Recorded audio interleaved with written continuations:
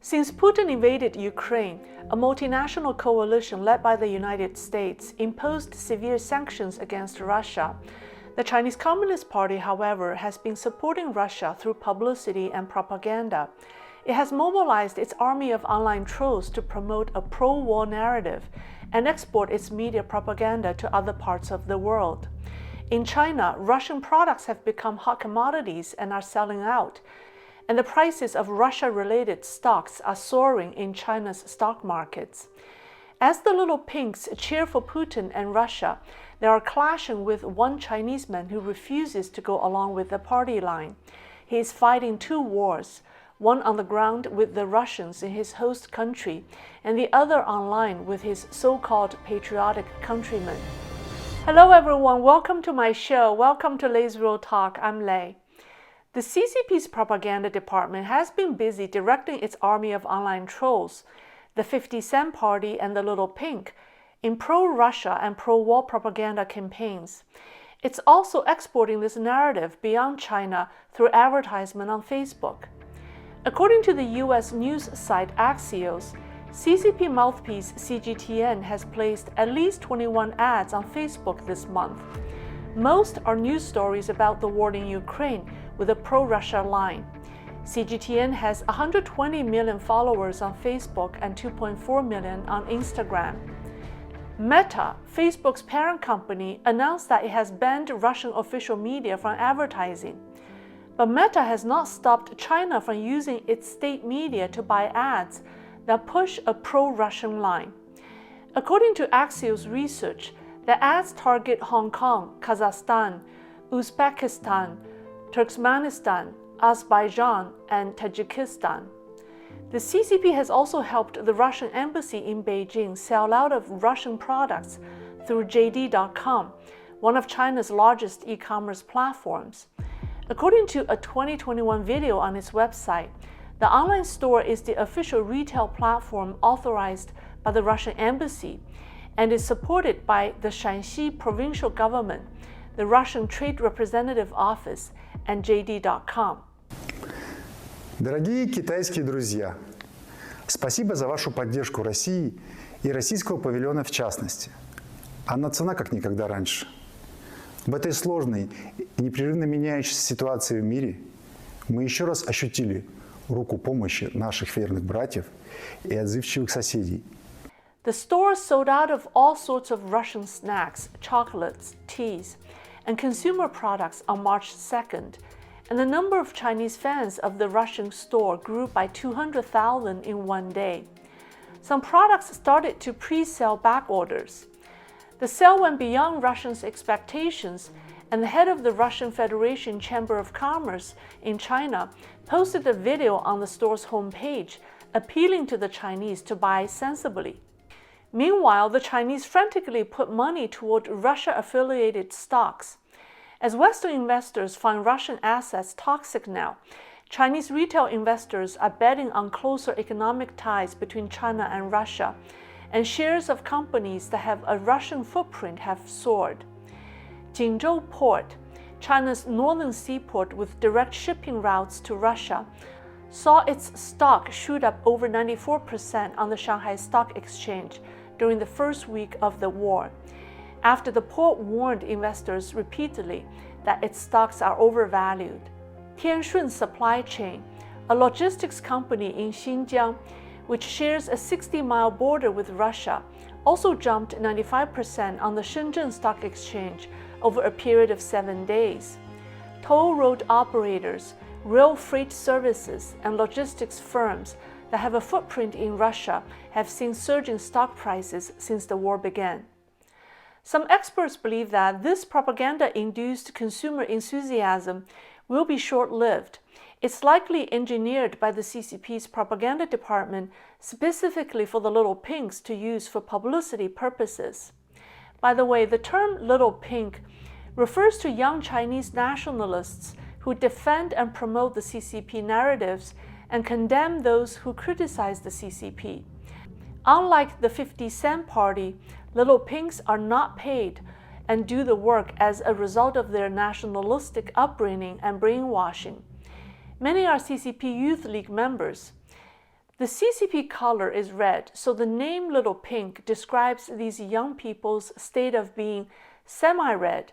They're not diehards, but somewhat ignorant and naive, easily manipulated and easily incited. And now, with the war entering the third week, some Little Pinks have commented that Russia should use a nuclear weapon. Their irrational behavior and comments have upset one Chinese man, Wang Jixian, an AI expert and entrepreneur living in Odessa, Ukraine, has been posting videos to give the Chinese a first-hand look at the war.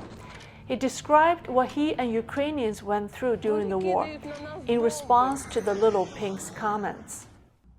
我记着打仗开始那一天，之前那几天，我们也不知道哪天打仗。最担心的，你知道是谁？是那些40、50岁的家长。我问他们你紧张不紧张？他们说我不紧张，但是我叔、我老舅，他们很焦虑。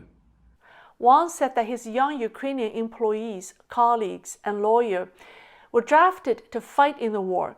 He described what their moms, dads, uncles, and aunts did when the tanks rode in. 我告诉你，这帮大爷大妈在干嘛？他们没跪地下哭，他们没上教堂跪着祈祷去。他们看着哈尔科夫来的坦克，溜达着，嘴里说：“这是我们的家，你来干嘛？”这是他们徒手挡坦克。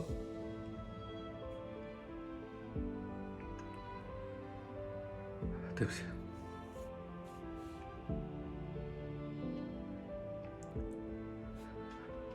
害怕吗？害怕。头一天就让你看见坦克车是怎么压汽车的，第二天这帮当爹当妈的对着坦克拦着他，你不要过来，你过来啊！我的孩子就死了，我不想让我的孩子被你压死，从我这开过去吧。我们的人，中国人也在哈尔科夫呢，没跑。我昨天朋友告诉我，咱们一哥们儿牺牲了，图什么呀？他的房子在那儿，他只能拿着他妈北约的武器，一把 AK 对着他妈德国坦克、俄国坦克。唉，为什么我们不跑？跑！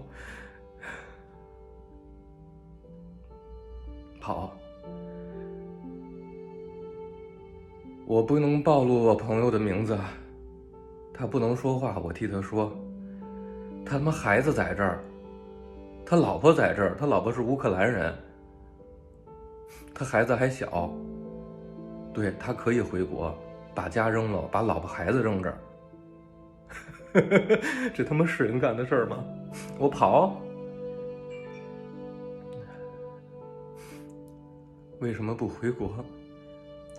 他问：行，能回国，我是中国人，就一个名额，我把我名额给我老婆，让她带着孩子走，行吗？抱歉，我们撤的是侨民。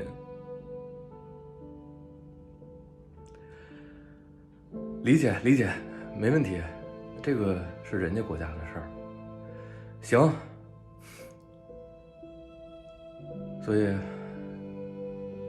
我们他妈的拿起 AK 守卫自己的家。我的公司在这儿，我可以走。我走哪儿去？大家可能没理解我说我想活着，是他们有尊严的像个人一样的活着，不是在喘气。Wang's posts received strong pushback from the Little Pinks and the 50 Sanders. Using the most typical CCP tactics, they questioned his identity and accused him of being an American lackey and accepting money from the Americans. Wang defiantly showed his Chinese passport. Wang's posts were deleted or blocked on WeChat by government censors. Some China experts say that the CCP doesn't want its people to see how courageous Ukrainians are in resisting the war. Seeing civilians beating back tanks would have a huge impact on Chinese people. the regime tries to avoid popularizing such a concept. Wang said that he received death threats for his posts. 我哭了，不是害怕。我现在面对了2个战场，朋友。同志，那个炮弹可怕吗？可怕！我天天看着他是怎么杀人的。不可怕，他妈最多就炸死我1回。我怕活下来被你们喷化了。有时候想想乌克兰人，好歹他们只有1个敌人，我都数不清我们现在有几个战场了。我回去，我是谁？我是中国人吗？我还是敌人？ Wang's powerful words not only give us a realistic picture of the war in Ukraine, but they also paint a grim picture of manipulation and censorship in China. He is courageous. He must withstand not only the attacks of a physical war, but also the mental and emotional torment of the CCP's propaganda war. And we hope that he stays strong. Those of us whom the CCP's 50 Cent Party and Little Pink have attacked can relate to what he said. I have a few who follow my channel. If you're watching now, I hope you can see the pain you cause in others and rethink your words and actions. What goes around comes around. In my next video, I'll talk about the measures the CCP is likely to take to help Russia evade the sanctions. Stay tuned. Thank you for watching, and I'll see you next time.